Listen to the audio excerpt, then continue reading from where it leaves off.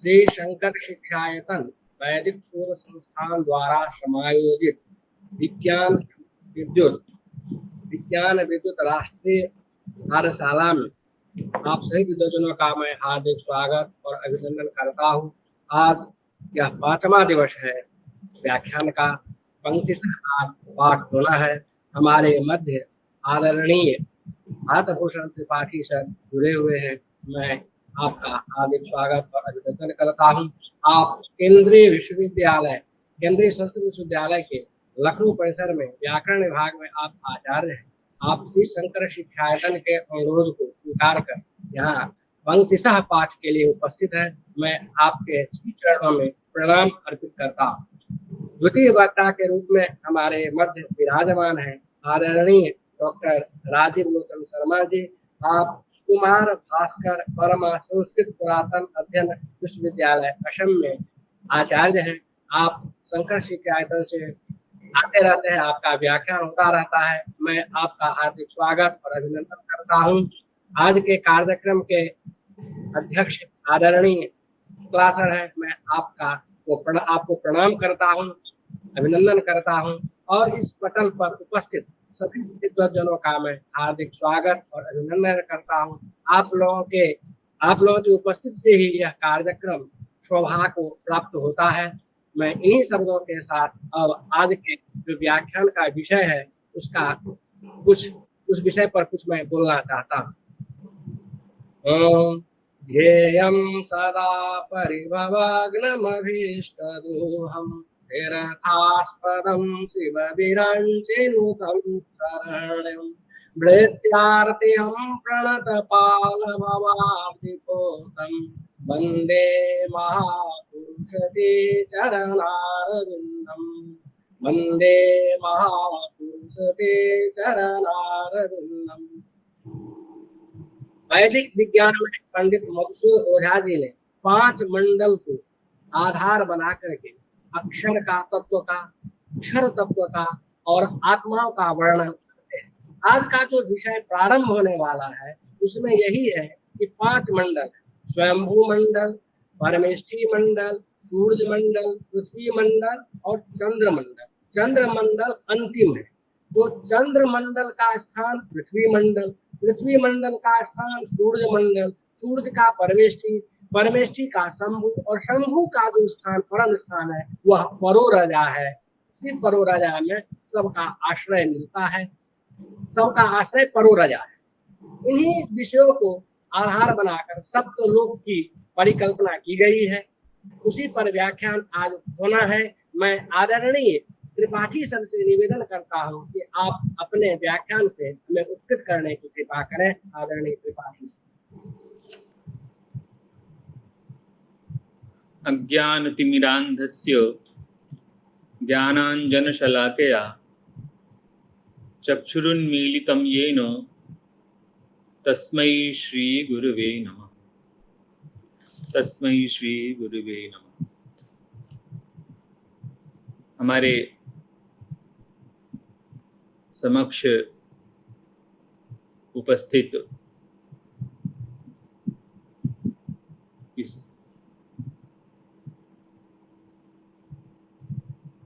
शिक्षायतन के श्रद्धेय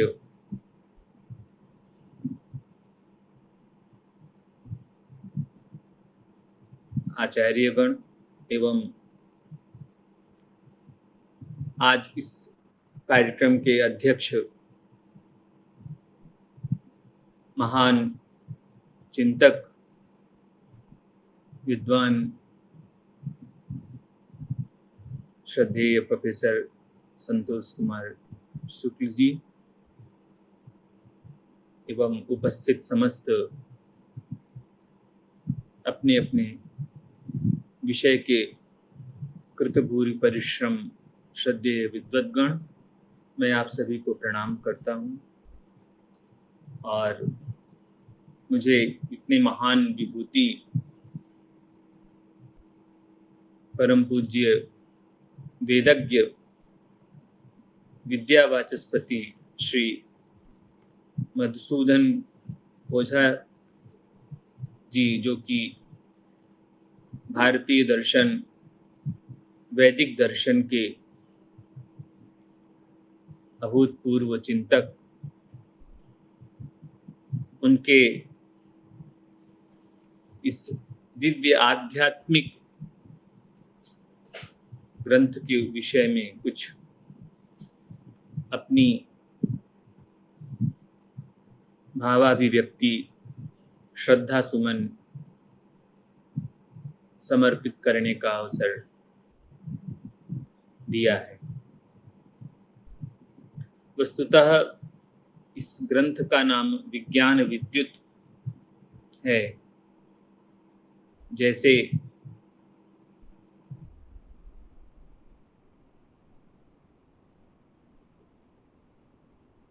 प्रकाश कर उस अंधकार तिमिर को नष्ट करती है, वैसे ही यह विज्ञान विद्युत अज्ञान रूपी अंधकार में विज्ञान रूपी विद्युत को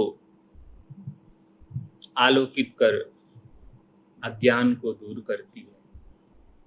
और यह बड़ा ही आध्यात्मिक ग्रंथ है। इस पर जितना भी चिंतन किया जाए वह अपने आप में न्यून है, लेकिन फिर भी यथामति मैं इस ग्रंथ की जो पंक्तियां हैं उन पंक्तियों का ही स्मरण करता हूँ, क्योंकि आचार्य का जो वचन होता है, जैसे वेद की आनुपूर्वी में ही वेदत्व है, वेद की आनुपूर्वी में ही मंत्रत्व है, उसमें शक्ति है, वैसे ही श्रद्धेय विद्यावाचस्पति वेदज्ञ महान दार्शनिक श्री मधुसूदन ओझा जी की यह जो पंक्तियां हैं, इस पंक्तियों में ही उनका भाव, उनका स्वरूप, उनका चिंतन परिलक्षित होता है। उसका पाठ करना भी एक अपने आप में बड़ा ही पुण्य कार्य है। सप्तलोकानां एक अव्यय पुरुषोदर वर्तित्वम, इस हेडिंग से यह प्रकरण मेरा प्रारंभ होता है। 7 लोक हैं। इन 7 लोकों का एक जो अव्यय पुरुष है, उस अव्यय पुरुष के उदर में वर्ती माने रहना, उसमें वृत्तिता। ये जो 7 लोक हैं, इनमें वृत्तिता है, इनमें आधेयता है। तो सप्तलोक निष्ठ जो आधेयता है, उस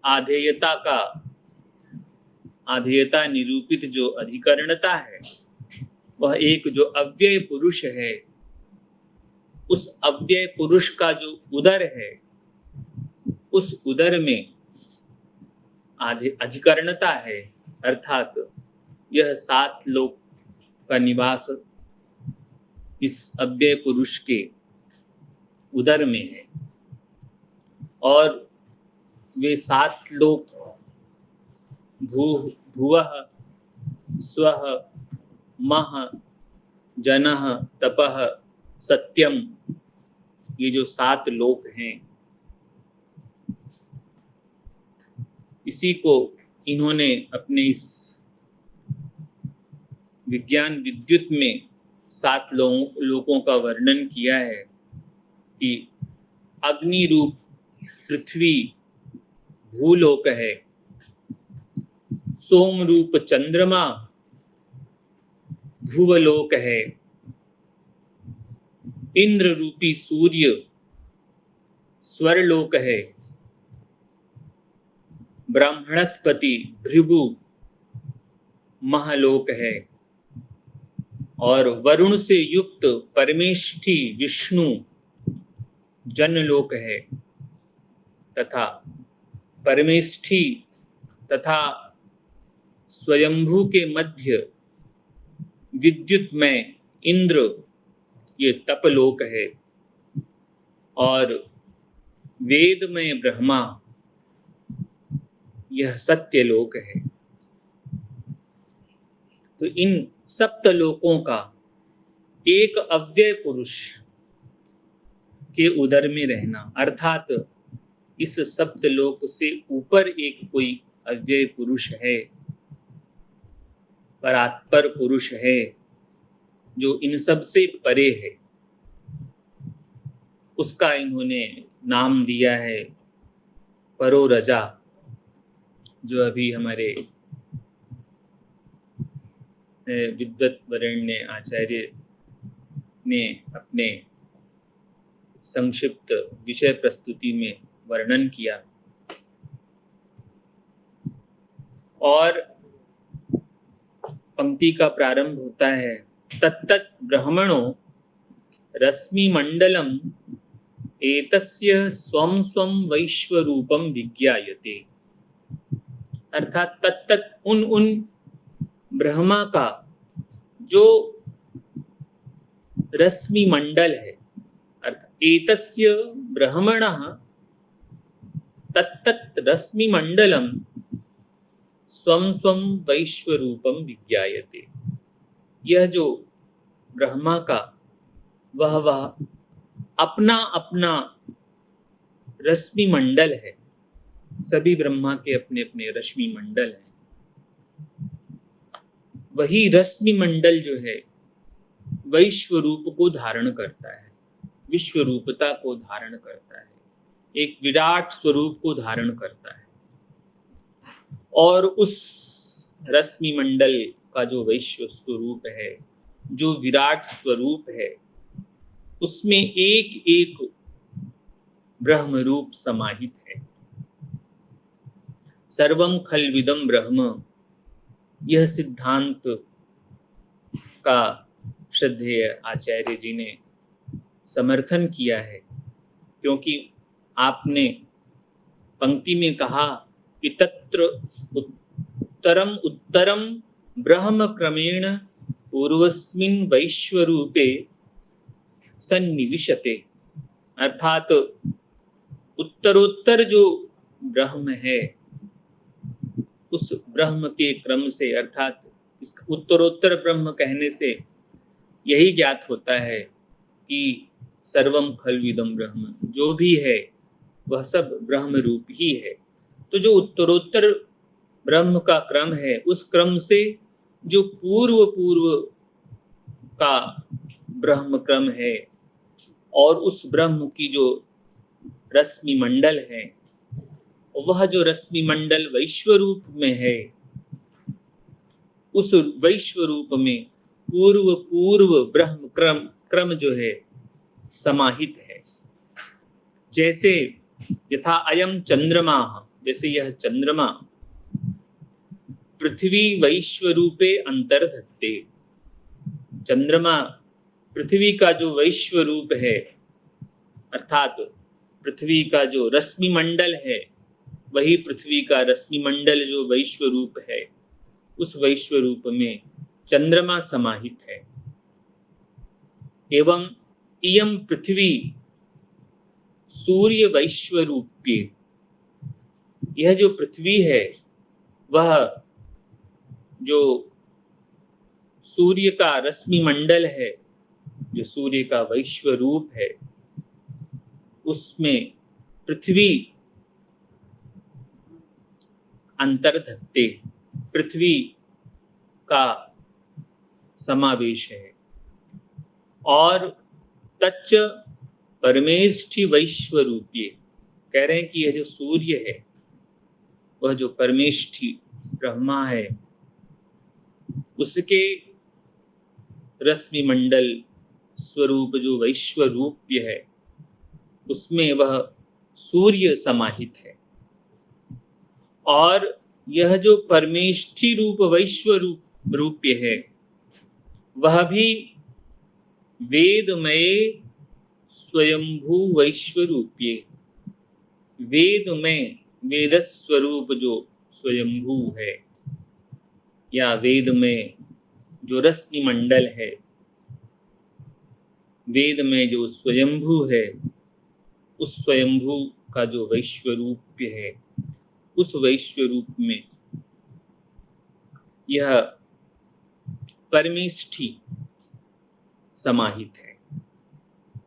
और यह जो वेद में स्वयंभू वैश्वरूप्य है, यह भी पुनः तदापि अर्थात वेद में स्वयंभू जो वैश्वरूप्य है, वह भी पुनः परो रजसः रश्मि मंडले, परो रजस का जो रश्मि मंडल है, उस रश्मि मंडल में यह अंतर्धत्ते समाहित है। यहाँ पर वेद में वैश्वरूप्य और परोरजस जो रश्मि मंडल है, इसमें श्रद्धेय आचार्य ने तादात्म्य स्थापित किया है। कहा है कि यह जो वेद में स्वयंभू वैश्वरूप्य है, वह परोरजस रश्मि मंडल में तो अंतर्निहित है, लेकिन न ततो बहिर्धा भवति, वह उस परोरजस रश्मि मंडल से पृथक नहीं होता। और यह विशेषण किसी अन्य वैश्वरूप्य के लिए नहीं दिया। यह वेद में जो तत्व है, वाग वै ब्रह्म, इसका समर्थन करता है। वाग एव विश्वा भुवनानि यज्ञे, ये जो हमारी वेद श्रुति है, यो वै वाचम उपासते ते मृत्युम अतिवर्तन्ते, यह जो हमारा शब्द तत्व ब्रह्म को लेकर चिंतन है, जो हमारे भर्तृहरि ने शब्द ब्रह्म कांड में अनादि निधनम ब्रह्म शब्द तत्वम यदक्षरम विवर्तते अर्थ भावेन प्रक्रिया जगतो यतः, इस शब्द ब्रह्म को, पराभूत वाक तत्व को, जो एक ब्रह्म स्वरूप जगत की कारणता प्रतिपादित की है, वह इस पंक्ति से उसका सर्वथा समर्थन होता है कि वह जो वेद में स्वयंभू वैश्वरूप्य है, वह परोरजस में समाहित तो है, लेकिन न ततो बहिर्धा भवति, वह उससे पृथक नहीं होता, वह उससे बाहर नहीं होता। इस प्रकार तद इत्थम उत्तरोत्तराणाम, इस प्रकार जो उत्तरोत्तर बाद के जो भी रश्मि मंडल हैं, उसमें पूर्व मंडल आलंबितत्वात् सर्वेषाम येषां सपरोरजा अव्यय एव परमालंबनम भवति। जो पूर्व मंडल हैं, वे सारे मंडल इस परोरजा अव्यय में ही समाहित होते हैं। अर्थात इन सभी का आधारभूत जो है परोरजा तत्व है, जो उसी में सबका अंतर्धान होता है।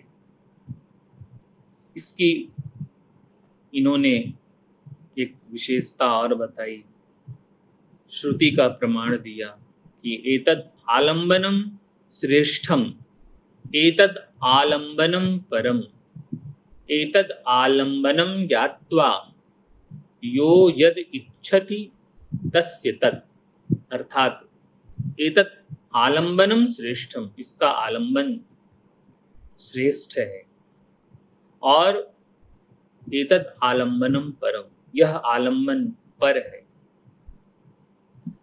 और एतद आलंबनम ज्ञात्वा, जो इस आलंबन को जानता है, उसे जान करके यो यद इच्छति, जो जैसा चाहता है, तस्य तत्, वह उसका, तस्य तत्, वह उसका हो जाता है। इस प्रकार आदि दैविक उद्योतस्तृतीय प्रकाशः, यह जो है आदि दैविक उद्योत नाम का तीसरा प्रकाश पूर्ण होता है। और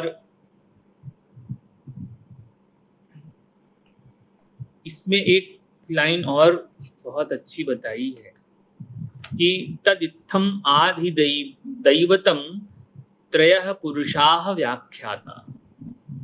उन्होंने इस अधिदैवतम, इस अधिदैवत में 3 पुरुषों का व्याख्यान किया है, 3 पुरुषों को बताया है। तो वे 3 पुरुष कौन हैं, उसका इन्होंने ग्रंथ में चिंतन किया है कि एक क्षर पुरुष है, एक अक्षर पुरुष है और एक अव्यय पुरुष है। यही 3 पुरुष जो है इसमें समाहित है। इस क्षर पुरुष के आश्रय में विकारों का समूह जो शरीर बनता है, और क्षर पुरुष उस शरीर का समवायी कारण है। जैसे मिट्टी घट का समवायी कारण है।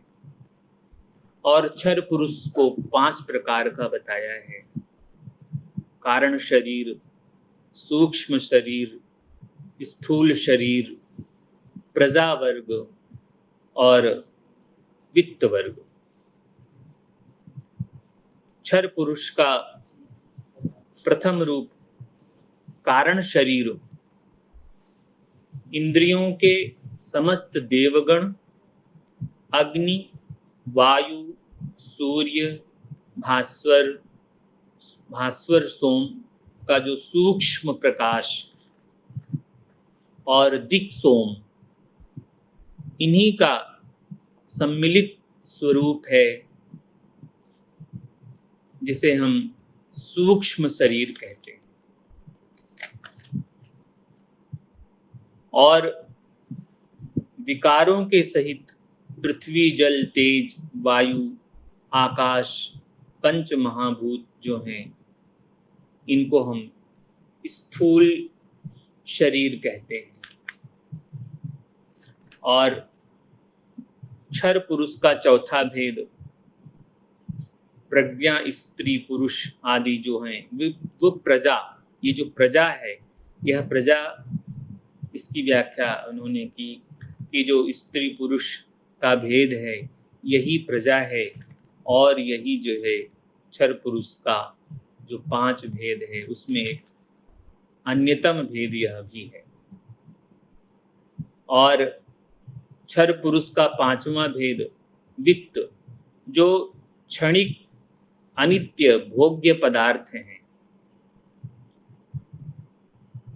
वे जो हैं इसके वित्त है, वित्त शरीर है। इस प्रकार क्षर पुरुष का विवेचन आचार्य श्री ने किया। और अक्षर पुरुष के लिए कहा कि ब्रह्मा, विष्णु, इंद्र, अग्नि, सोम, ये जो 5 देव हैं, ये क्षर पुरुष के विकारों का नियमन करते हैं, नियंत्रित करते हैं, और उसके भीतर अनुस्यूत रहते हैं। ब्रह्मा इस क्षर पुरुष के शरीर का जो हृदय स्थल है, उसमें ब्रह्मा प्रतिष्ठित होते हैं। और ब्रह्मा विष्णु और इंद्र की भी प्रतिष्ठा करते हैं उसी हृदय देश में। और अग्नि, सोम ये शरीर के पृष्ठभाग में रहते हैं। ब्रह्मा प्रतिष्ठा में है, विष्णु यज्ञ में है, और इंद्र तेज का स्वरूप है। और ब्रह्मादि से समस्त पालन इत्यादि कार्य संपन्न होते हैं। इस प्रकार क्षर और अक्षर पुरुष का भेद, और इन सब से परे अव्यय पुरुष है, जो ना जगत का कारण है, न निमित्त कारण है, न समवायी कारण है। वह अव्यय पुरुष अपने प्रकाश से जगत को प्रकाशित करता है, अपने आलोक से जगत को आलोकित करता है। जैसे सूर्य का प्रकाश, यह प्रकाश अपने आप में पूर्ण है, अपने आप में इसकी प्रमाणिकता है, यह स्वतः प्रकाश है। इसको प्रकाशित करने के लिए किसी दूसरे प्रकाश की अपेक्षा नहीं होती है। उसी प्रकार यह जो अव्यय है, यह स्वयं प्रकाश स्वरूप है, स्वयं ज्ञान स्वरूप है, और यह सूर्य की तरह सबको प्रकाशित करता है।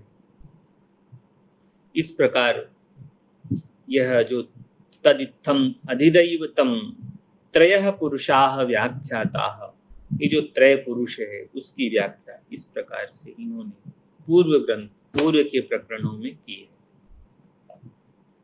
अब क्रम प्रारंभ होता है आदि भौतिक निरुक्ति।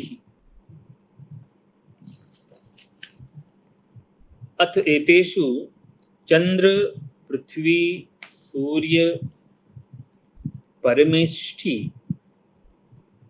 आदि जड़ पिंडेषु तत्तत् पिंडोपजनितेषु च नानाविधेषु जड़ पिंडेषु ते त्रयः पुरुषाः उपक्लृप्ताः आधिभौतिकाः ज्ञेयाः। कह रहे हैं कि ये जो चंद्र पृथ्वी सूर्य परमेष्ठी आदि जड़ पिंड हैं, इन अर्थात चंद्र पृथ्वी सूर्य इत्यादि ये जो पिंड हैं ये जड़ हैं। जड़ पिंडों में तथा उनसे उपजनित जो पिंड हैं, उनसे जायमान जो पिंड हैं, उन जड़ पिंडों में तीन पुरुषों की कल्पना बताई गई है, जो अभी हमने क्षर पुरुष और अक्षर पुरुष अव्यय पुरुष के स्वरूप का आचार्य के अनुसार निरूपण किया है। वो तीनों पुरुष त्रयः पुरुषाः उपक्लृप्ताः आदिभौतिकाः ज्ञेयाः। ये तीनों पुरुष की जो कल्पना है वे सब आदि दैविक हैं, आदि भौतिक हैं। इति ज्ञेयाः, इति ज्ञातव्याः, ऐसा जानना चाहिए।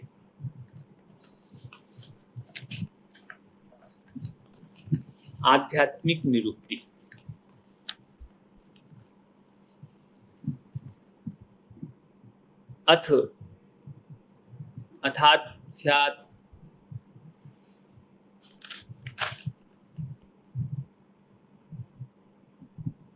अक्षर इसमें थोड़ा साफ नहीं। अध्यात्मम, अथ अध्यात्मम आत्मनि इति अध्यात्मम।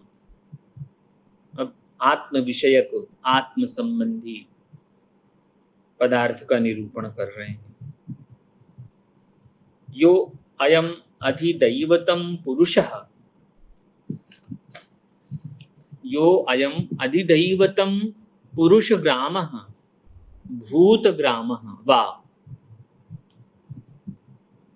ईश्वर शब्देन आख्यायते सा संपूर्ण अवयवत्वात् वर्तुलवृत्त शरीरो द्रष्टव्यः। कह रहे हैं कि यह जो अधिदैवत है ये क्या है? तो अधिदैवत में जो पुरुष ग्राम है, ग्राम अर्थात समूह, पुरुष का जो समूह है, भूत ग्राम जो भूत पदार्थ है उसका जो ग्राम अर्थात समुदाय है, वही ईश्वर शब्देन आख्यायते, वही ईश्वर शब्द के द्वारा कहा जाता है। और यह जो ईश्वर है संपूर्ण अवयवत्वात्, इसके संपूर्ण अवयव है, तो संपूर्ण अवयव होने के कारण यह वर्तुल वृत्त शरीरो द्रष्टव्य, यह जो है वर्तुल वृत्त अर्थात गोलाकार शरीर वाला द्रष्टव्य देखा जाता है। तस्य सर्वाः शक्तयः सर्वां दिशम अनु समानीह कार्यकारिण्यः भवन्ति। कह रहे हैं कि यह जो ईश्वर है, जो वर्तुलाकार शरीर वाला दिखाई पड़ता है, उस ईश्वर की सारी शक्तियां सर्वाः शक्तयः दिशम अनु समानीह, सभी दिशाओं की ओर, समानीह माने समान रूप से, कार्यकारिण्यः भवन्ति, कार्य करने वाली होती हैं। और सर्वासु दिक्षु, सभी दिशाओं में, अप्रतिहत इंद्रिय सत्वात्, वह उसकी जो इंद्रिय हैं वह अप्रतिहत होती हैं, अर्थात सर्वत्र गमनशील वाली होती हैं, उनका कहीं भी व्यवधान नहीं होता। तथा च श्रूयते, ऐसा सुना जाता है, क्या? सर्वतः पाणिपादम तत् सर्वतो अक्षि शिरो मुखम, सर्वतः श्रुति मल्लोके सर्वम आवृत्य तिष्ठति। कह रहे हैं कि सर्वतः पाणिपादम, उसके हाथ और पैर सभी जगह व्याप्त है, सर्वतः। और तत् सर्वतः अक्षि शिरो मुखम, उसकी जो आंख है, शिर है और मुख है, वह भी सर्वतः सर्वम अभिव्याप्य तिष्ठति। और सर्वतः श्रुति मत, वह जो है उसके जो कान है, श्रुति ही माने श्रुति कान, वह श्रुतिमत, वह कान वाला है। और लोके सर्वम आवृत्य तिष्ठति, वह जो है सबको ढक करके, आवृत्य ढक करके, तिष्ठति स्थित है। तस्मात् परम ना अपरम अस्ति, अर्थात तस्मात् उस ईश्वर से पर श्रेष्ठ कोई नहीं है, ना अपरम अस्ति, और ना ही कोई उसका दूसरा स्वरूप है, ना उसके समान कोई दूसरा है। किंचित तस्मात् न अड़ीयः, उससे कोई छोटा, वह अणुतः अड़ीयान महतो महीयान, जो हमारी श्रुति कहती है, उसी को कहा कि तस्मात् न अड़ीयः, उससे कोई छोटा भी नहीं हो सकता, और न ज्याया, उससे कोई बड़ा भी नहीं हो सकता। वह वृक्षः इव, वृक्ष की तरह स्तब्धः स्थित है, और दिवि, वह द्युलोक में तिष्ठति, तेन इदम पूर्ण पुरुषेण सर्वम, वह जो है द्युलोक में स्थित है, और उस तेन, उस पुरुष से, इदम, यह सब कुछ, इदम ब्रह्मांडम, तेन पुरुषेण सर्वम व्याप्तम, उस पुरुष से व्याप्त है, बना है।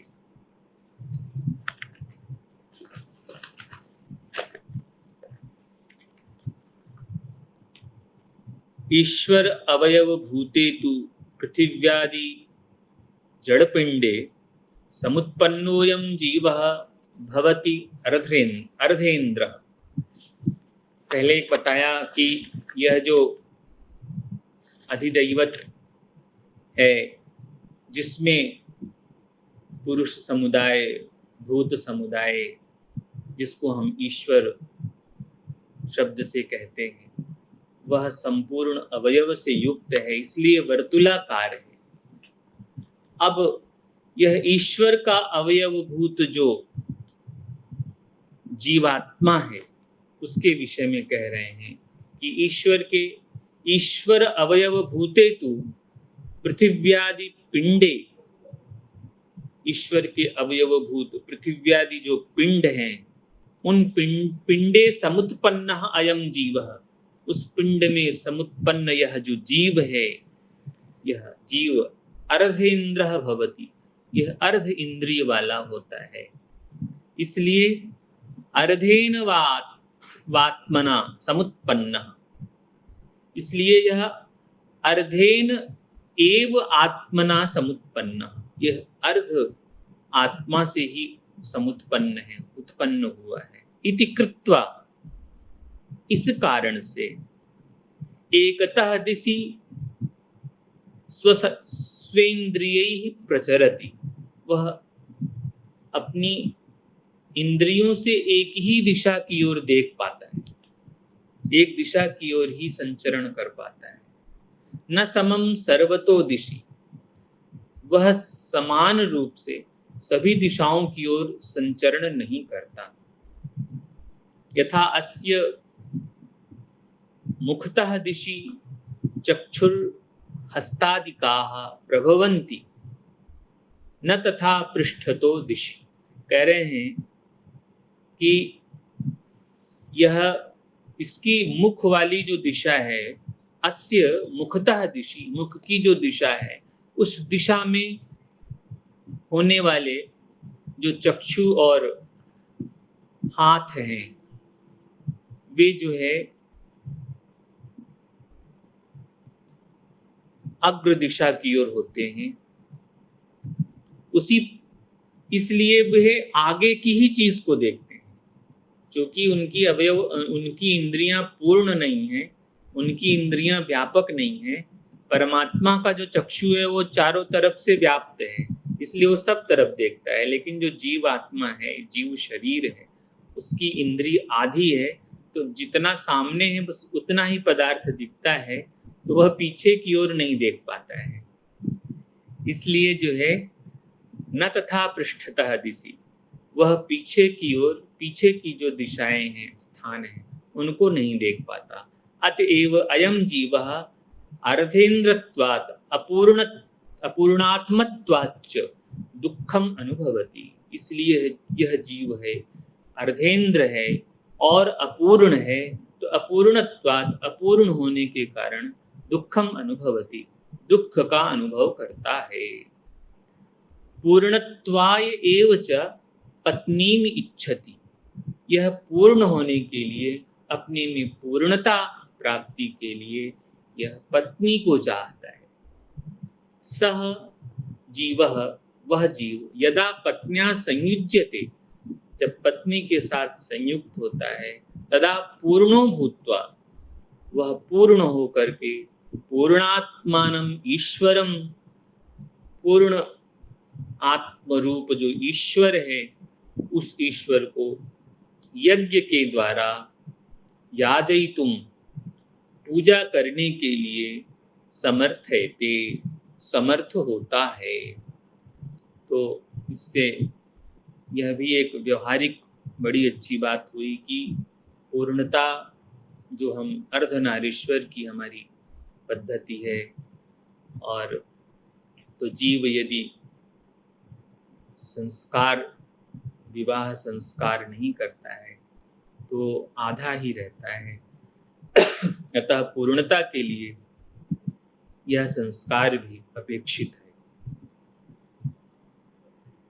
इति शुक्ल यजुर्वेदे कृष्ण यजुर्वेदे च भूयसा निरूपितम, कह रहे हैं कि ये बात जो है शुक्ल यजुर्वेद और कृष्ण यजुर्वेद में बहुलता से जो है इसका निरूपण किया गया है। अर्धेन्द्रत्वात् अयम जीवः वर्तुलवृत्त शरीरम अलब्ध्वा दीर्घ शरीरो भवति। अर्धेन्द्रिय होने के कारण यह जीव, अयम जीवः वर्तुलवृत्त शरीरम अलब्ध्वा, वर्तुलाकार शरीर को न प्राप्त करके, अर्थात गोलाकार शरीर को न प्राप्त करके दीर्घ शरीरो भवति, यह दीर्घ शरीर वाला अर्थात यह लंबा शरीर वाला होता है। अब इसका प्रकरण दूसरा प्रारंभ होता है। इसका शीर्षक है अथ सर्वात्मनाम आधारश्चिदात्मा तत्र अयमात्मा पुरुष भेदात भिद्यते। यह जो आत्मा है वह पुरुष के भेद से भिन्न होती है। तथा ही ईश्वरवत जीवेपि एकस्मिन् परो रजसि अव्यये चिदात्मनि पंचाक्षराः पंचात्मानः क्रमेण सन्निविशन्ते। कह रहे हैं कि यह ईश्वर की तरह जीव भी एक परोरजस अव्यय में, परोरजस जो चिदात्मा अव्यय है उस अव्यय में पंचाक्षरा 5 अक्षर वाला जो पंचात्मा है उस पंचात्म क्रम से यह भी सन्निवेश करता है। तेच पंचापि जीवस्य अर्धेन्द्रतया अपूर्ण मात्रा दृश्यन्ते। वे 5 भी जो है जीव के अर्धेन्द्रतया अर्धेन्द्रता के कारण अपूर्ण रूप में ही दिखाई पड़ता है। क्या है, ये तो श्रद्धेय आचार्य जी की बात है। और इन्होंने आगे प्राणमय शांतात्मा ब्रह्म 5 अक्षर ब्रह्म स्वरूप की प्रतिष्ठा की है। उसमें शांतात्मा स्वयंभू है, फिर परमेष्ठी महान आत्मा है, आपोमय परमेष्ठी महान आत्मा है, वांगमय सूर्य विज्ञान आत्मा है, अन्नमय चंद्र प्रज्ञान आत्मा है, और अन्नादमयो अन्न को खाने वाला जो अग्निभूत आत्मा है, ये जो है पंचात्मा है। और यही जो है ब्रह्म एव अस्य सर्वस्य वेदमयः प्रतिष्ठा। वेदमय ब्रह्म ही इन सब की प्रतिष्ठा है और वेद ही सबका मूलभूत आधार है, जो हमारी श्रुति कहती है वाग्वेव ब्रह्म। इसका बड़ा ही आपने इसका समर्थन किया है अपने चिंतन में। और फिर प्राणमय शांतात्मा ब्रह्म का स्वरूप, उसका कार्य, और आपोमय महान आत्मा जो विष्णु है, विष्णु यज्ञ हैं और उस यज्ञ के माध्यम से उनका विस्तार होता है। और इस तरह से अंत में जगत का मूलभूत, शरीर का मूलभूत जो तेज है, जो ओज है, वही ओज जो है स्वयंभू रस है, और वही विज्ञान आत्मा सूर्य रस है, परमेष्ठी रस है, और वही शुक्र में अभिव्याप्त है, और वही जो है भ्रू और अक्षी, घ्राण और भ्रू के मध्य जो संधि स्थान है उसमें उसका स्थान है। और वह समस्त जीवों की जो भी विभिन्न आकृतियां हैं, विभिन्नता है, उसका मूल कारण वह ओज ही है। और वही जो है तेज है, और वह तेज जो है समस्त में व्याप्त है। समस्त शरीर में अशरीर होते हुए भी सब में व्याप्त है। और इसको भगवान गीता में भी भगवान ने कहा कि वह जो महत ब्रह्म है, वह महत ब्रह्म ही इस जगत की योनि है, और उस योनि में परमात्मा जो है वह गर्भ को धारण कराता है, और वही जो है उसी से सबकी उत्पत्ति होती है। और वह महत योनि जो है वही ब्रह्म है, और उसमें बीज प्रदः पिता, बीज को देने वाला जो है पर ब्रह्म परो रजा अव्यय परमात्मा है। इस प्रकार से इस प्रकरण का जो है जो मुझे दिया गया है, यहीं पर इसका विश्राम होता है। और मैं क्षमा प्रार्थी हूँ, मुझे समय का थोड़ा सा वो भान नहीं था। मैं पुनः अध्यक्ष जी को प्रणाम करते हुए और इस शिक्षायतन के जितने भी हमारे परम पूज्य जन हैं सभी को, और अरविंद जी सामने दिख रहे हैं उनको, मैं सभी को नमन करते हुए अपनी वाणी को विश्राम देता हूँ। बहुत बहुत आभार सर, आपका व्याख्यान अत्यंत उत्कृष्ट रहा। आपने कक्षा में जिस तरह पढ़ाते हैं उसी तरह आपने पढ़ाया, हम लोगों को बहुत अच्छा लगा। अनेक विषयों को आपने उद्घाटित किया। वह अक्षर के विभेद को आपने, जो पूर्ववर्ती विषय था उसको आपने प्रतिपादित किया। आगे के जो आत्माओं का, शांत आत्मा, भूतात्मा, प्रज्ञान आत्मा, इसका भी वर्णन आपने किया। आपके प्रति मैं धन्यवाद समर्पित करता हूँ। अब अग्रिम वक्ता के रूप में हमारे बीच आदरणीय राजीव लोचन शर्मा जी उपस्थित हैं। मैं आदरणीय शर्मा जी से निवेदन करता हूँ कि आप अपने व्याख्यान से हमें उत्कृत करने की कृपा करें। प्रणा योऽन्तः प्रविश्य मम वाचमिमां प्रसुप्तां सञ्जीवयत्यखिलशक्तिधरस्वधाम्ना अन्यांश्च हस्तचरणश्रवणत्वगादीन् प्राणान् नमो भगवते पुरुषाय तुभ्यम्। नमः सर्वेभ्यः। श्री शंकर शिक्षायतन वैदिक शोध संस्थान द्वारा संचालित विज्ञान विद्युत ग्रंथाधारित 7 दिवसीय राष्ट्रीय कार्यशाला के 5म दिवस के अध्यक्ष परमादरणीय वेद व्याकरण मीमांसादि नैक शास्त्र पारंगत आचार्य संतोष कुमार शुक्ल गुरु जी को सादर प्रणाम करता हूं, एवं कार्यशाला के 5म दिवस के मुख्य वक्ता व्याकरणादि शास्त्रों के मूर्धन्य विद्वान केंद्रीय संस्कृत विश्वविद्यालय के लखनऊ परिसर के व्याकरण विभागाध्यक्ष परम पूज्य प्रोफेसर भारत भूषण त्रिपाठी गुरु जी को मैं सादर प्रणाम करता हूं। साथ ही इस कार्यक्रम को हमेशा की भांति आज भी सुष्ठु संचालन के द्वारा शोभा मंडित कर रहे विद्वान आचार्य आदरणीय डॉक्टर लक्ष्मीकांत विमल जी को मैं प्रणाम करता हूं, एवं भारत भर से जुड़े हुए तत्त शास्त्रों के अप्रतिहत गति विद्वान निष्णात आचार्य एवं शोधार्थी गण को भी मैं एक तंत्रेण प्रणाम निवेदित करता हूं। और अत्यंत महनीय इस कार्यशाला में मुझे यथामति यथाशक्ति कहने का सुअवसर प्रदान किया गया है।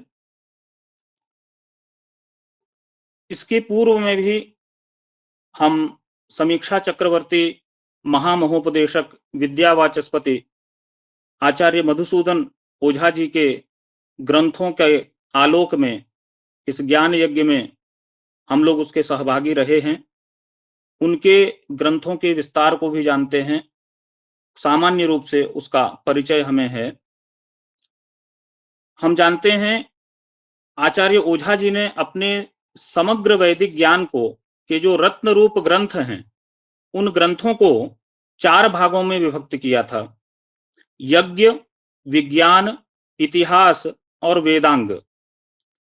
इन चारों भागों में विज्ञान विद्युत नामक यह जो प्रकृत ग्रंथ है यह विज्ञान विभाग के अंतर्गत प्रतिपादित हुआ है। विज्ञान विद्युत नामक यह ग्रंथ अत्यंत महनीय तथा समस्त ब्रह्म विज्ञान को संक्षिप्त शब्दों में निरूपित करने वाला है। श्रवण मननादि क्रम से जो लोग ब्रह्म विज्ञान को जानने की चेष्टा करते हैं उनके लिए ये परमोपयोगी है तथा निदिध्यासन को आत्मसात करता है। आत्मा वारे श्रोतव्यः मंतव्यः निदिध्यासितव्यः, यह श्रुति इसमें प्रमाण है, हम जानते ही हैं। श्रोतव्यः श्रुतिवाक्येभ्यो मंतव्यश्चोपपत्तिभिः मत्वा तो सततम ध्येयम् एते दर्शन हेतवः। उनमें जो निदिध्यासन का क्रम है उसमें यह अत्यंत उपयोगी यह ग्रंथ है। और ब्रह्म विज्ञान विषयक जो अज्ञान है, ब्रह्म विज्ञान विषयक जो अज्ञान है, उस अज्ञान रूपी अंधकार को विद्युत के समान नष्ट करने वाला, अपहरित करने वाला यह ग्रंथ है। इस ग्रंथ के आरंभ में ही आचार्य ओझा जी ने मंगलाचरण के द्वारा इसकी महत्ता प्रतिपादित स्वयं की है। जैसा उन्होंने कहा है, विज्ञान विद्युत संचारात अज्ञान तिमिरात्ययः क्षणिकोपि सुखाय स्यात् वेद मार्गे विचारिणाम गहने ब्रह्म विज्ञाने प्रवेशायोपकारकः विज्ञान विद्युदुद्योतः कस्य न स्यात् सुखावहः। अर्थात जिस प्रकार अंधकार में विद्युत के एक लेश से समस्त जो है अंधकार दूर होता है और प्रकाश उत्पन्न हो जाता है, उसी प्रकार विज्ञान विद्युत नामक यह जो ग्रंथ है, जो ब्रह्म विषयक अज्ञान रूपी अंधकार है, उस अंधकार को नष्ट करने में सक्षम है। अर्थात इसके आलोक में वेद विषयक जो विज्ञान है उसका हम सही ढंग से उसका हम अवगाहन कर सकते हैं।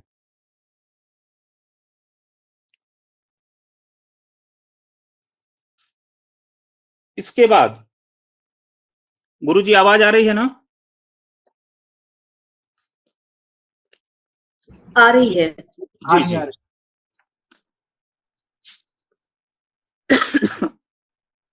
और ये सर ब्रह्म इस ग्रंथ का मुख्य प्रतिपाद्य विषय है। श्रुति वाक्यों का समन्वय ब्रह्म विज्ञान में किस प्रकार से हो, आचार्य ओझा जी ने इस संपूर्ण ग्रंथ में इसको प्रतिपादित किया है। अयम आत्मा ब्रह्म, यह मूल श्रुति जो एकात्मता की प्रतिपादिका श्रुति है, वह मूल रूप में प्रतिपादित है। आत्मदर्शन को उद्देश्य करके श्रवण मननादि विधान किया गया है, श्रवण मननादि का यहां विधान किया गया है। और आचार्य ओझा जी के पूर्व ग्रंथों में भी यह बात वर्णित होती है कि ब्रह्म की 3 शक्तियां उन्होंने वर्णित की, ज्ञान, बल और क्रिया। ये ज्ञान, बल और क्रिया जो ब्रह्म की शक्तियां हैं, वह मायांश अथवा अविद्यांश के रूप में अवस्थित हैं। अद्वैत ब्रह्म अथवा अद्वैत वेदांत शास्त्र की रीति से यदि हम इसका विवेचन करते हैं तो हम उसे माया अथवा अविद्या के रूप में प्रतिपादित करते हैं। उन्हीं शक्तियों को ज्ञान, बल और क्रिया के रूप में ब्रह्म की शक्तियों को उपपादित किया गया है।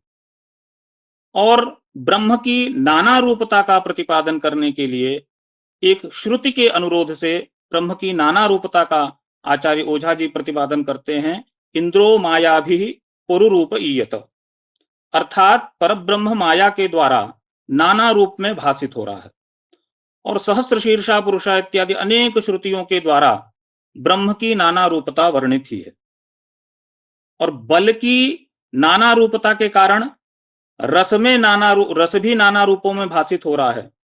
अविद्या के रूप में रस का वर्णन पूज्य गुरु जी ने पूर्व व्याख्यान में बहुत ही अच्छे ढंग से प्रतिपादित ही किया है। और उसके बाद ग्रंथ में अन्यान्य प्रकरणों का प्रतिपादन करते हुए सप्तलोकों का विवेचन किया गया है। सप्तलोकों का जो विवेचन है, वहां सप्तलोकों के पूर्व में त्रिलोकी का उपादन किया गया है। वो त्रिलोकी रोदसी, क्रंदसी और संयति नाम से यहां पर उन्होंने उपादन किया है। अत्यंत विस्तार में मैं न जाते हुए संक्षेप में ही बताना चाहूंगा, यद्यपि यह अत्यंत जो है गूढ़ तत्व है। और इन्हीं त्रिलोकी का अंतर्भाव सप्तलोकों में भी है। उससे ये अपृथक सत्ता है, उससे पृथक सत्ता नहीं है त्रिलोकी की। सप्तलोकांतर्गत ही वह त्रिलोकी है और त्रिलोकी सप्तलोकी है। सप्तलोक के क्रम में आचार्य गुरु जी ने बताया ही, भूर्भुवः स्वः महः जनः तपः सत्यम। उनकी उत्पत्ति कैसे हुई, उनका स्वभाव क्या है, इन सब चीजों के बारे में गुरुजी ने पूर्व में बताया ही है। तत्पश्चात ब्रह्म इस जगत का अभिन्न निमित्तोपादान कारण है।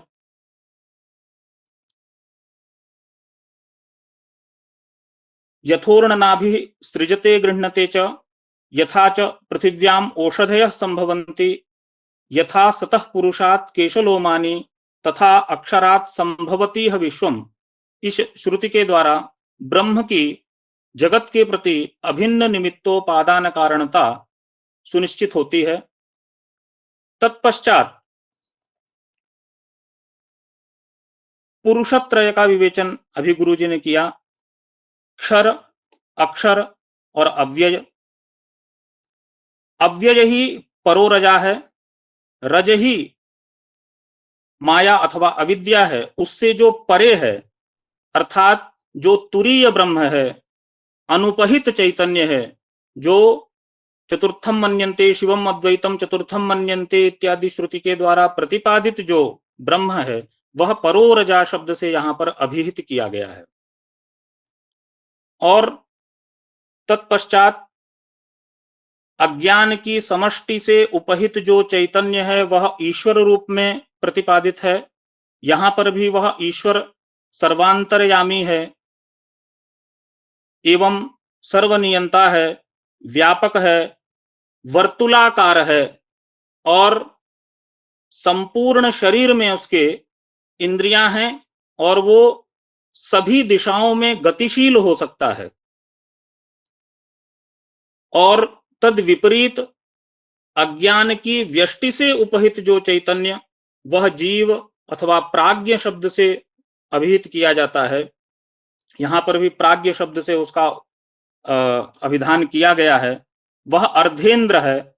इसी कारण से हम लोग जीव कोटि में होने के कारण हमारे समक्ष जो इंद्रियां हैं उनसे ही विषयों का जब सन्निकर्ष होता है तो हमें शब्द स्पर्श रूप रस गंधादि विषयों का अनुभव होता है। और ईश्वर सर्वांतरयामी है, इस कारण से वह सर्व दिशाओं में व्याप्त होकर अन्य अन्य विषयों का प्रमात्मक ज्ञान प्राप्त करता है। हमें भ्रमात्मक ज्ञान होता है, प्रमात्मक भी होता है, लेकिन ईश्वर को भ्रम नहीं होता, ईश्वर को सर्वदा प्रमात्मक ज्ञान ही होता है। तत्पश्चात सभी ये जो आत्मा है, अज्ञान से की व्यष्टि से उपहित हो अथवा समष्टि से उपहित, उनका जो आधार है वो चिदात्मा है। तत्पश्चात जो जीव हैं, जब जीव की उत्पत्ति का क्रम बताया गुरुजी ने, तो वहां पर भी 5 जो देव हैं वो हमारे शरीर के अंदर ही निहित हैं। उसमें सर्वप्रथम प्राणमय शांतात्मा ब्रह्मा है, द्वितीय आपोमय महानात्मा विष्णु जो यज्ञ स्वरूप हैं, गुरुजी ने बताया पूर्व में, तृतीय वाग ब्रह्ममय विज्ञानात्मा इंद्र है, चतुर्थ अन्न ब्रह्ममय प्रज्ञानात्मा सोम है, पंचम आनंदमय भूतात्मा शरीरात्मा अग्नि के रूप में स्थित है। इसमें जो तृतीय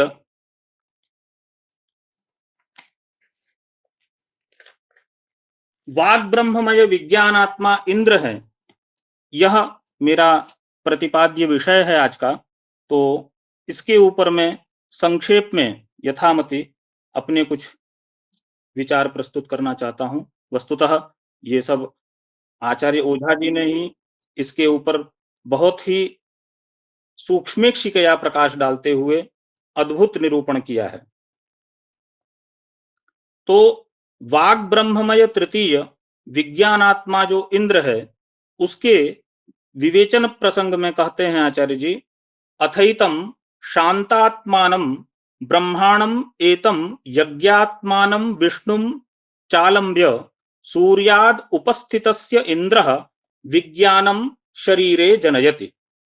अर्थात इस शांतात्मा ब्रह्म का तथा इस यज्ञात्मा विष्णु को आलंबन लेकर के सूर्य से उपस्थित इंद्र विज्ञान शरीर में विज्ञान तत्व का उत्पादन करता है, विज्ञान तत्व को उत्पन्न करता है। पहला प्राणमय है, द्वितीय आपोमय है, तृतीय जो इंद्र है वह विज्ञानात्मा है और वाग ब्रह्ममय है। तो यह शरीर में विज्ञान को उत्पन्न करता है। और वह जो इंद्र है वह ज्योतिस्तोम, गोस्तोम तथा आयुस्तोम के भेद से 3 स्तोम वाले सूर्य रस के रूप में शरीर में स्थित जो यज्ञ है उसमें प्राण बनकर अवस्थित है। हमारे शरीर में प्राण बनकर अवस्थित है वाग ब्रह्ममय विज्ञान आत्मा इंद्र। और यही विज्ञान आत्मा जो इंद्र है वह क्षेत्रज्ञ आत्मा कहलाता है। क्षेत्रज्ञ आत्मा अर्थात जो समस्त इंद्रियों का प्रेरक है, जिससे इंद्रियां अपने विषय को के प्रति प्रेरित होती हैं, वह क्षेत्रज्ञ स्वरूप यह विज्ञानात्मा इंद्र है। और भगवत गीताोक्त जो क्षेत्रज्ञ विचार है प्रायः सभी लोग उससे परिचित ही हैं। और भगवत गीता में जो कही गई 41 कला पर्यंत क्षेत्र के ज्ञान से विस्तृत है यह जो क्षेत्रज्ञ आत्मा है, इसीलिए इसे क्षेत्रज्ञ कहा गया है। इस जीव के शरीर में भौतिक ज्ञानमय प्रज्ञानात्मा, भूतात्मा, ज्ञान का वहन करने वाली, चेष्टाओं का वहन करने वाली नाडियों से उत्पन्न होने वाले समस्त ज्ञान तथा कर्मों को उत्पन्न करता है। और उसी प्राज्ञ नामक भूतात्मा को जो शरीर के समस्त कर्मों का संपादन करने वाला है उसको विज्ञानात्मा क्षेत्रज्ञ प्रेरित करता है। अर्थात उस विज्ञानात्मा का प्रेरक क्षेत्रज्ञ आत्मा है। और मनु ने इस सिद्धांत के समर्थन में एक श्लोक लिखा, योस्यात्मा कारयिता तम क्षेत्रज्ञं प्रचक्षते यह करोति तु कर्माणि स भूतात्मोच्यते बुधैः जीवः संज्ञोन्तरात्मान्यः सहजः सर्वदेहिनां येन वेदयते सर्वं सुखम दुखं च जन्मसु। अर्थात अनेक जन्मों में शरीरधारी जो जीव है वह सुख दुख का अनुभव जिसके कारण करता है, उस प्रज्ञानात्मा का प्रेरक क्षेत्रज्ञ आत्मा होता है। यह तीसरा जो विज्ञानात्मा है वह महानात्मा, प्रज्ञानात्मा, प्राणात्मा तथा भूतात्मा में प्रकाश देता हुआ जीवन में जो शरीरधारी जीव हैं इनके जीवन में आयु का प्रवर्तन करता है।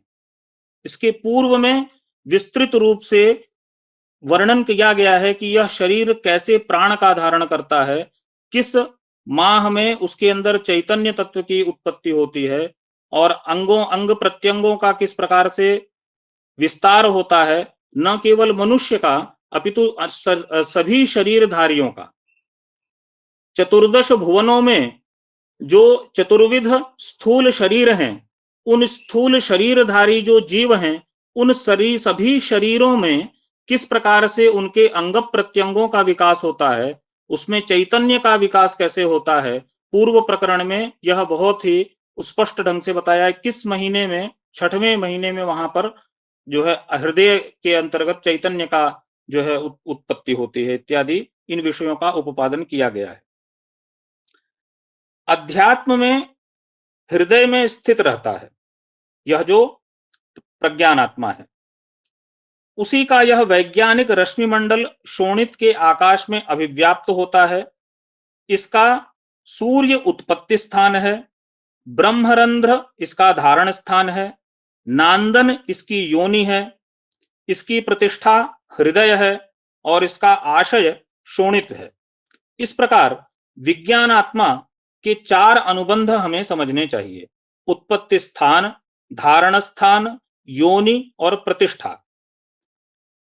इस विज्ञानात्मा का उत्पत्ति स्थान सूर्य, धारण स्थान ब्रह्मरंध्र, योनि नांदन और प्रतिष्ठा हृदय में होती है और इसका आशय शोणित है। तत्पश्चात जो चतुर्थ सोम नामक अन्न ब्रह्ममय प्रज्ञान आत्मा है। इसका विवेचन आरंभ करते हैं।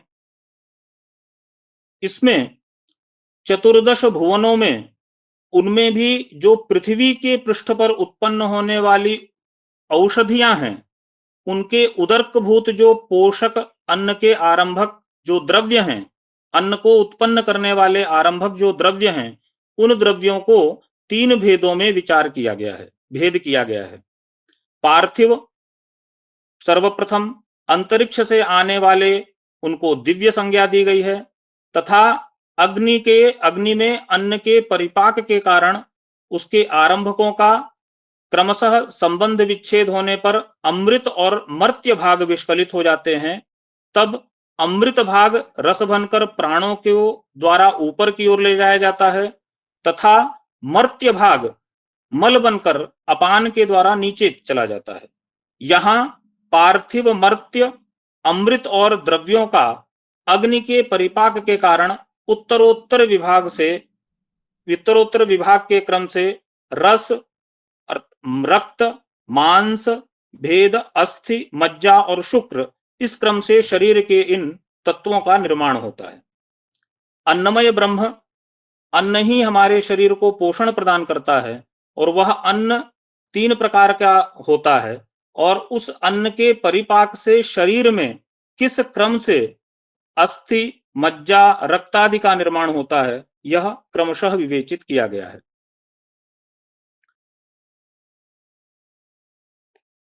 तत्पश्चात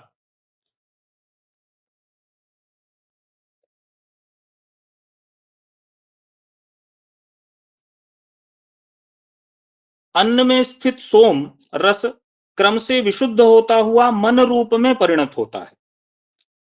यही अन्न में स्थित जो सोम है, वह क्रम से विशुद्ध होता हुआ मन रूप में परिणत होता है, और उस स्वच्छतम मन में प्रतिबिंबित जो क्षेत्रज्ञ सूर्य की रश्मि ज्योत्सना है, वह ज्योत्सना मन की प्रज्ञान आत्मा के रूप में परिणत होती है।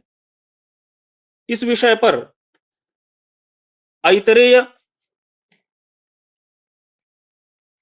ऐतरेय ब्राह्मण में भी कहा गया है कि वह कौन सी आत्मा है जिसकी हम उपासना करते हैं, वह कौन सा आत्मा है जिसे हम देखते हैं, जिसे हम सुनते हैं, जो गंध का आघ्राण करता है, जो वाणी का विशकलन होता है जिसके द्वारा, जिसे स्वाद और अस्वाद को जानता है। इसी बात को केनोपनिषद में भी आरंभ में ही उपस्थित किया गया है। केनेशितं पतति प्रेषितं मनः, केन प्राणः प्रथमः प्रयुक्तः, केनेशितां वाचमिमां वदन्ति, क वा श्रोत्रं देवयुनो युनक्ति। तत्पश्चात उसके उत्तर में भी यहाँ पर बताया गया है कि श्रोत्रस्य श्रोत्रम मनसो मनोयद, वाचोह वाचम सौ प्राणस्य प्राणः। इस प्रकार से वहां उसका प्रत्युत्तर दिया गया है। यहाँ पर भी आचार्य जी उसी प्रकार से उन सभी प्रश्नों का उत्तर देते हुए कहते हैं कि यह हृदय, यह मन, यह संज्ञान, अज्ञान, प्रज्ञा, मेधा, दृष्टि, धृति, मनीषा, ज्योति, स्मृति, संकल्प, यह सब कार्य करने वाला प्रज्ञान ही है, और यह सभी प्रज्ञान के अपर पर्याय है। यह ब्रह्मा, इंद्र, प्रजापति, ये देव, पांचभौतिक पृथ्वी, वायु, आकाश, जल, ज्योति, जो कुछ भी प्राणी, जंगम, पक्षी, स्थावर हैं, वे सभी प्रज्ञानेत्र वाले हैं। वे सभी प्रज्ञान में प्रतिष्ठित है। प्रज्ञानेत्र ही सारा लोक है, प्रज्ञा ही सबकी प्रतिष्ठा है, अर्थात सभी प्रज्ञान में ही प्रतिष्ठित होते हैं। और इसी से ही प्रज्ञानम ब्रह्म, इस श्रुति की तात्पर्य अर्थ भी निर्णीत होता है। प्रज्ञान ब्रह्म है, वह इस प्राज्ञ आत्मा के द्वारा इस लोक से उत्क्रमण करता हुआ स्वर्ग लोक में समस्त कामों को प्राप्त करके अमृतत्व को प्राप्त करता है। और यही जो प्राज्ञ है, इसे ही अज्ञान की व्यष्टि से उपहित चैतन्य के रूप में अद्वैत वेदांत में वर्णित किया जाता है। वह चेतोमुख होकर के आनंद आदि का भी वह अनुभव करता है। आदरणीय शर्मा जी, जी अब आप संहार करने की कृपा करें। जी जी जी। और अंत में यह जो अन्न ब्रह्ममय प्रज्ञानात्मा सोम है, क्योंकि वो चंद्र रूप है, वो चंद्र रूप होने के कारण हमारे वो चंद्र पृथ्वी के चारों ओर जो है परिक्रमण करता है और चंद्र ही तिथियों का निर्धारक भी होता है। उसी प्रकार हमारे शरीर में भी वह संचरण करता हुआ, किस प्रकार पूर्णिमा जब वो ऊर्ध्वगामी होता है तो वह पूर्णिमा का द्योतक होता है, मध्यगामी होता है तो वह जो है अष्टमी, और वह अंतर्गामी होता है, हृदयांतरगामी होता है तो वह अमावस्या का द्योतक होता है। उसी प्रकार वही जो सोम है वह जीव की तीनों अवस्थाओं का भी द्योतक होता है। वह जागृत अवस्था का भी द्योतक होता है, वह स्वप्नावस्था का द्योतक भी होता है, और वह सुषुप्ति अवस्था का भी द्योतक होता है। क्योंकि वह प्राज्ञ है, इस कारण से आनंद भुक चेतोमुख प्राज्ञ स्तुति के द्वारा उसकी आनंद की वह अनुभव करता है, यह बात स्पष्ट होती है। सुखम अहम स्वाप्शम न किंचित अवेदिशम, यह जो अनुभूति है, इस अनुभूति का भी जो अनुभोक्ता है वह यही प्राज्ञ ब्रह्म है जो सोम रूप में अवस्थित है। इतना ही भाग मुझे विवेचन का अवसर मिला। यथामति यथाशक्ति मैंने महनीय आचार्य के इस ज्ञान यज्ञ में अपनी ज्ञानाहुति देने का प्रयास किया। परमादरणीय शुक्ल गुरु जी एवं अन्य सभी विद्वज्जनों को मैं प्रणाम करते हुए अपनी वाणी को यहीं विराम देता हूँ। बहुत बहुत धन्यवाद।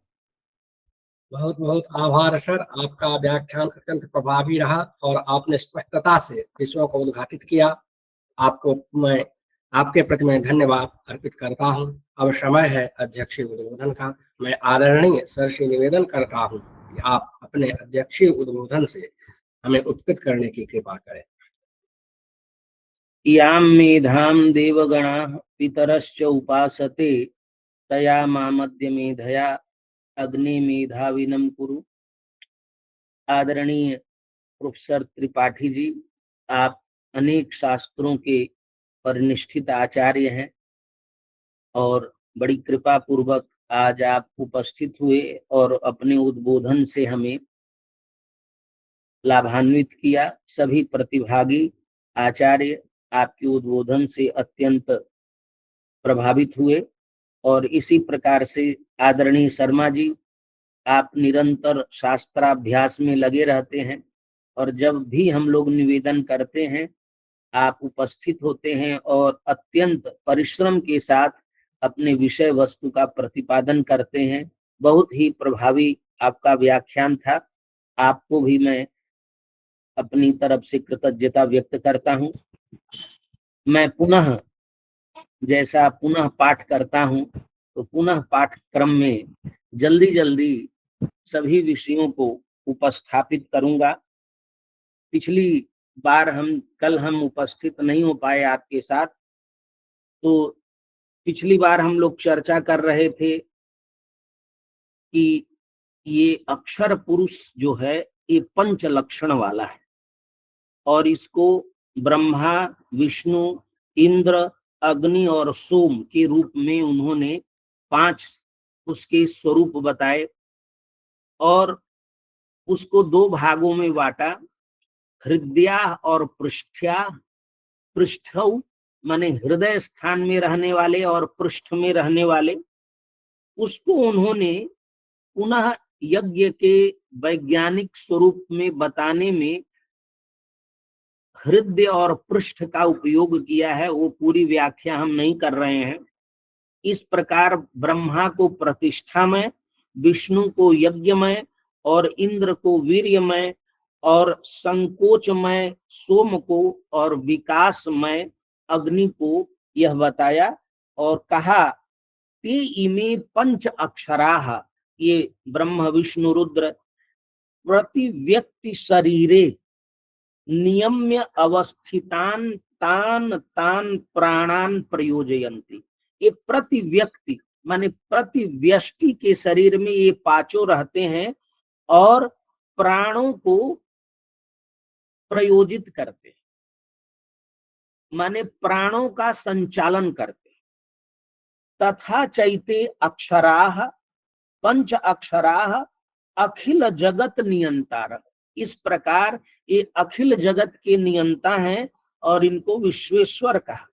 और इन्हीं से संपूर्ण सृष्टि को सर्वमिदं जगत यथा यथम उत्पाद्यते प्रतिष्ठाप्यते उपसंह्रियते और अनेकैः विकारैः संप्रचीयते और विकारों के द्वारा परिवर्धित किया जाता है।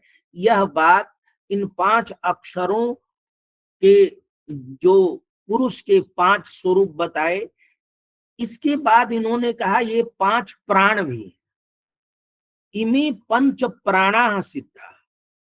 अक्षर पुरुषः पंचकलः जो ये है, ये 5 प्राण है। तो कहा ब्रह्मा इंद्र और विष्णु, जिसको हृदय कहा था, वो कहा हृदय दहरस्था, हृदय गुहा में रहते हैं, ये प्राण विशेष है। और अग्नि 2 प्रकार की है, एक मर्त्य अग्नि है जो शरीर मात्र भूतमय, और दूसरा जो है वो अमृत है, देवतामय है, और शरीरात वही भी है और शरीर के अंदर भी है। इसीलिए उभय विधः अयम अग्नि।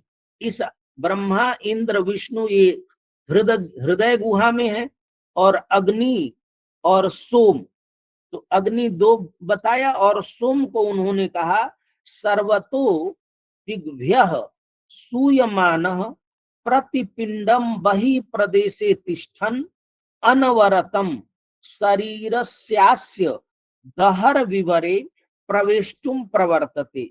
सभी दिशाओं से शरीर पिंड की ओर सोम प्रवाहित होते हैं और प्रत्येक शरीर के बाहर के प्रदेशों में रहता हुआ इस शरीर के हृदय प्रवेश में करने की चेष्टा में लगे रहते हैं।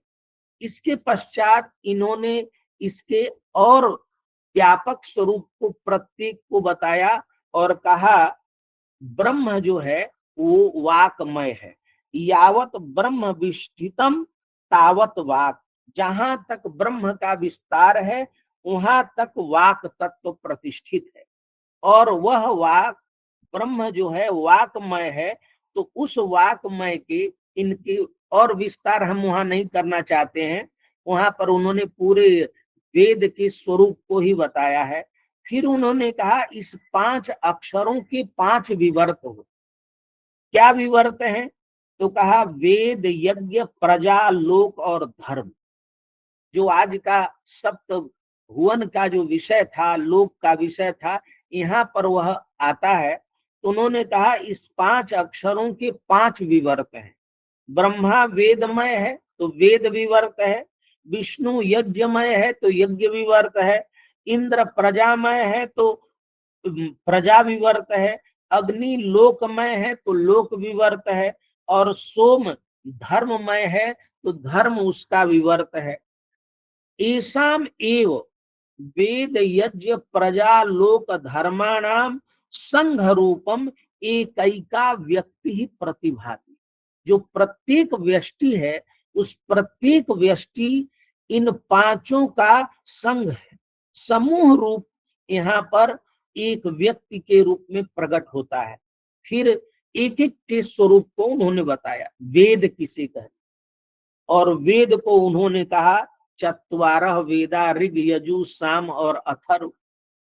वो भी मैं यहाँ नहीं बताने जा रहा हूँ। ऋग का जो इन्होंने इतना वैज्ञानिक स्वरूप, यजुः का वैज्ञानिक स्वरूप, साम का वैज्ञानिक स्वरूप और अथर्व का वैज्ञानिक स्वरूप, कम से कम जितने कम शब्दों में कहा जा सकता है उतने कम शब्दों में इन्होंने वहां उसका व्यवस्थापन किया है। और कहा है ऐसा यज्ञमय विष्णु एव। ये यज्ञ क्या है? ऐसा यज्ञमय विष्णुरेव प्रतिष्ठमानानां सर्वेषां जीव रूपा स्थिति भवति। यज्ञ क्या है? जीव रूपा स्थिति है। और कैसे जीव रूपा स्थिति है? उन्होंने लिखा यावद अयम आत्ममय यज्ञ तावत अयम पुरुषः। जब तक आत्ममय यज्ञ है तब तक पुरुष है, तावत अयम पुरुषः जीवन तिष्ठत, यज्ञ विनाशे सर्वो म्रियते विनश्यति, सोयम यज्ञः अन्नाद प्राणः।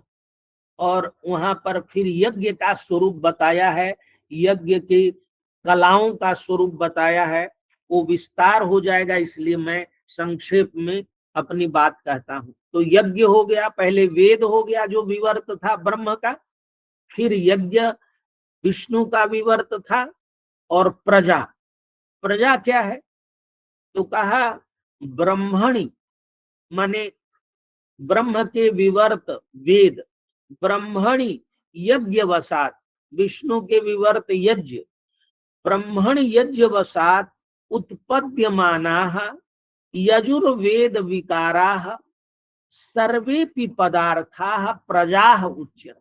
प्रजा क्या है कि ब्रह्म में यज्ञ के कारण जो यजुर्वेद के विकार रूप सभी पदार्थ उत्पन्न होते हैं, उन्हीं को हम प्रजा कहते हैं। और ये प्रजा 3 प्रकार की होती है। ताश्च प्रजा त्रेधा, ये प्रजा 3 प्रकार की है, बीजम, देवाह और भूतानि च। तो बीज भूत क्या है तो आकाश, वायु, तेज, जल, पृथ्वी, ये भूत हैं, इन्हीं को प्रजा उन्होंने कहा। और अग्नि, वायु और दूसरा देव है, तो अग्नि, वायु, आदित्य, चंद्र और वरुण, ये 5 देव हैं। इन 5 देवों को 2 भागों में बांटा, ये अग्नि, वायु, आदित्य अग्नि रूप है, और चंद्र और वरुण सोम रूप है। फिर इन्होंने कहा कि बीज क्या है, क्योंकि प्रजा 3 प्रकार की है, बीज, देवता और भूत। तो बीज क्या है तो उन्होंने कहा अविद्या, अस्मिता, राग, द्वेष, अभिनिवेश, ये जो 5 क्लेश हैं, ये कर्म को उत्पन्न करते हैं। पंच क्लेशाः कर्ममयानि भोग बीजानि, कर्मों से उत्पन्न होने वाले भोगों को ही बीज कहा गया। तो इस प्रकार से 3 प्रकार की प्रजा का उन्होंने, प्रजा इंद्र से, प्रजा का विवर्त इंद्र है, इंद्र का विवर्त प्रजा है, और इन 3 प्रजाओं का कि भोगमयानि पंच क्लेशाः कर्ममयानि। फिर उन्होंने बताया कि लोक क्या है, लोक कैसे होते हैं तो कहा ताह एताह प्रजा, ये जो प्रजाएं हैं 3, ये 3 प्रजाएं यम यम भावम उपेत्य संहताः, यम यम भावम उपेत्य संहताः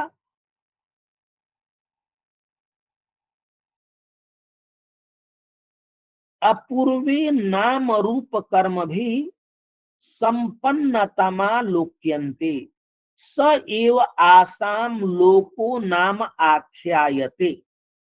फिर उन्होंने कहा कि इसको उन्होंने लोक इसे कहते हैं।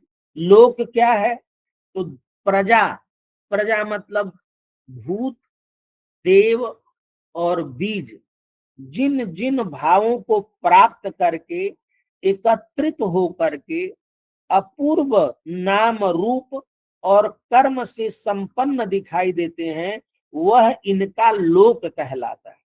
तो कहा लोक कितने हैं तो कहा लोक 3 प्रकार के, सप्त भुवन रूप, त्रिभुवन रूप और जन रूप। सप्त भुवन रूपः, त्रिभुवन रूपः, जनश्च। तो सप्त भुवन क्या है इसकी आज चर्चा हुई है। भू भुव स्व मह जन तपः सत्यम, ये सप्त भुवन है। और त्रिभुवन क्या है पृथ्वी, अंतरिक्ष, द्यौ, ये त्रिभुवन है। और जन क्या है तो कहा जन के 2 क्रम, संचर क्रम और प्रतिसंचर क्रम। संचर क्रम में जन मन, प्राण, वाक, वायु, तेज आप और अन्न, इस संचर क्रम के जन हैं, और प्रतिसंचर क्रम के जो जन हैं, अन्न, आप, तेज, वायु, वाक और प्राण और मन, इसी को प्रतिसंचर उल्टे क्रम से कर दिया, ये प्रतिसंचर क्रम है। इस प्रकार इस पूरे प्रकरण को जब हम पढ़ते हैं तो ऐसा, क्योंकि ये सृष्टि क्रम को दिखाया जा रहा है, यज्ञ, यही ब्रह्म विज्ञान है, ये सृष्टि हुई कैसे, और उस सृष्टि क्रम को इतने वैज्ञानिक पद्धति से, वैज्ञानिक इसलिए हम कह रहे हैं, अब हम नहीं बता सकते कि त्रिभुवन क्यों, यही 3 त्रिभुवन में पृथ्वी और अंतरिक्ष और देव की परिगणना क्यों की, लेकिन इसके सब आधार ग्रंथ हैं, ब्राह्मण ग्रंथ, आरण्यक ग्रंथ और उपनिषद ग्रंथ। इनके आधार पर ओझा जी ने इस पूरी प्रक्रिया को समझाया है। मैं अधिक समय न लेकर के इतना ही, क्योंकि आज समय पर कार्यक्रम संपन्न होगा, तो आगे के व्याख्यान में मैं अन्य विषयों को आपको पुनः इसी रूप में प्रस्तुत करूंगा। बहुत बहुत धन्यवाद, नमस्कार। और यह ग्रंथ अत्यंत पठनीय है, इसका हिंदी अनुवाद भी है, यद्यपि हिंदी अनुवाद अक्षरानुवाद है, इसके व्याख्यान की जरूरत है, प्रत्येक पंक्ति व्याख्येय है, और हम लोग एक बार इसको पढ़ेंगे, दूसरे बार और इसको लगाएंगे तो इसके वैज्ञानिक स्वरूप को हम समझ पाएंगे। इन्हीं शब्दों के साथ आप सभी के प्रति और आज के विद्वान वक्ताओं के प्रति कृतज्ञता व्यक्त करता हूं, आप सभी के प्रति साधुवाद व्यक्त करता हूं कि इतनी संख्या में आप सभी रहते हैं और देश भर से रहते हैं, यही इस कार्यक्रम का गौरव है। आप इसी प्रकार कृपा बनाए रखें। बहुत बहुत धन्यवाद, नमस्कार। बहुत बहुत आभार सर, आपकी कृपा से मंच दिन दिवस पूर्ण हुआ। अब 2 दिवस हमारे मध्य हैं, जो अन्य विषयों को हम लोग समाहित करेंगे। आज के वक्ता में आदरणीय त्रिपाठी जी, आपके प्रति मैं धन्यवाद समर्पित करता हूँ। आदरणीय शर्मा जी के प्रति धन्यवाद ज्ञापित करता हूँ, और इस पटल पर उपस्थित सभी विद्वजनों का मैं प्रणाम पूर्वक धन्यवाद समर्पित करता हूँ, क्योंकि आप लोगों के कारण ही यह कार्यक्रम पूर्ण होता है। अब मैं शांति मंत्र के पाठ से इसको पूर्ण करने का प्रयास करता हूँ। ओम सर्वे भवन्तु सुखिनः, सर्वे सन्तु निरामयाः, सर्वे भद्राणि पश्यन्तु कश्चित् दुःखात् भवेत्। हरि ओम, शांति शांति शांति भव। आज का कार्यक्रम ही पूर्ण होता है।